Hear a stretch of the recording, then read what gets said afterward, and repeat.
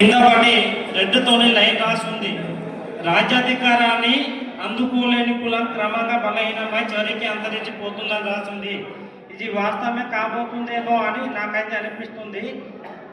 ఈ మన అఖండ భారతదేశంలో 140 కోట్ల మంది పైచిలకు జనాభా సాంద్రతలో మన సంఖ్య ఓన్లీ 16 లక్షలు మాత్రమే. కాబట్టి మనం ఐక్యతని చాటి రేపటి మన భావి భారత భవిష్యత్తుకు పునాదులు వేసుకోవాలని చెప్పుకుంటూ, ఎంత తక్కువ సమయంలో బుద్ధుని మార్గంలో నడిచిన బాబాసాహెబ్ గారు ఎంతో స్ఫూర్తినిచ్చి మాకు ఇంతటి విజయాన్ని అందించారు. కాబట్టి ఆ శాంతిని కోరుకుంటూ బుద్ధి మీద నేను ఒక పాట పాడదలుచుకున్నా. ఈ సందర్భంగా మంచిని పంచి చెడును తుంచే మార్గమించావు, చీకటి తుడిచి వెలుగు పరిచే భానుడయ్యావు. మంచిని పంచి చెడును తుంచి మార్గమించావు, చీకటి తుడిచి వెలుగు పరిచే భానుడయ్యావు.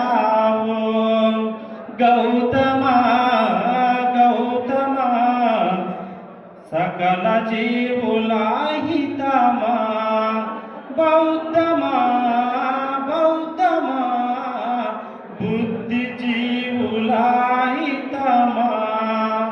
మంచిని పంచి చెడును తుంచే మార్గమించో, చీకటి తుడిచి వెలుగు పరిచే భానుడయ్యావు.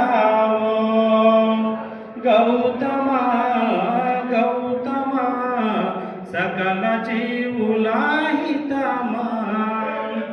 దుఃఖాలకు కారణమంటే లేని కోరికలేనాని,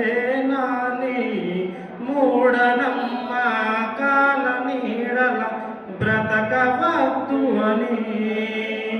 మానవ జన్మొక్కటేనని జన్మ జన్మలు లేవని అంధవిశ్వాసాల అంతు తెల్చిన ధీరుడా.